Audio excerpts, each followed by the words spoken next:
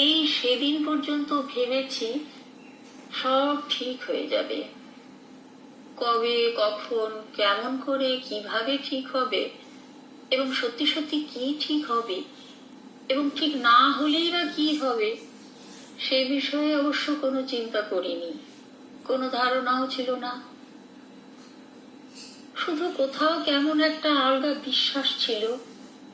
মনে মনে ধরে রেখেছিলাম একদিন সব ঠিক হয়ে যাবে।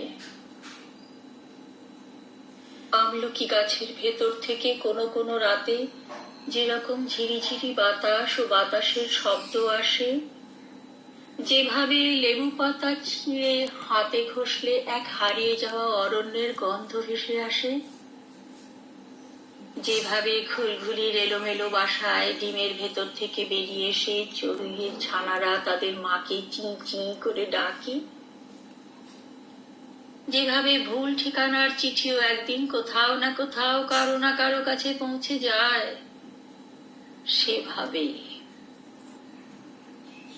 একটা ক্ষীণ ভরসা ছিল এই সেদিন পর্যন্ত।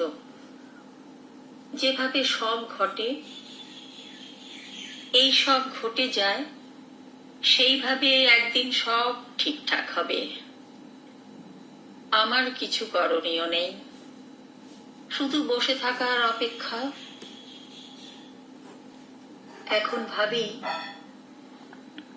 একদিন সব ঠিকঠাক হবে, আর এও ভাবি কি ঠিকঠাক হবে, ঠিকঠাক না হলেই বা কি হবে।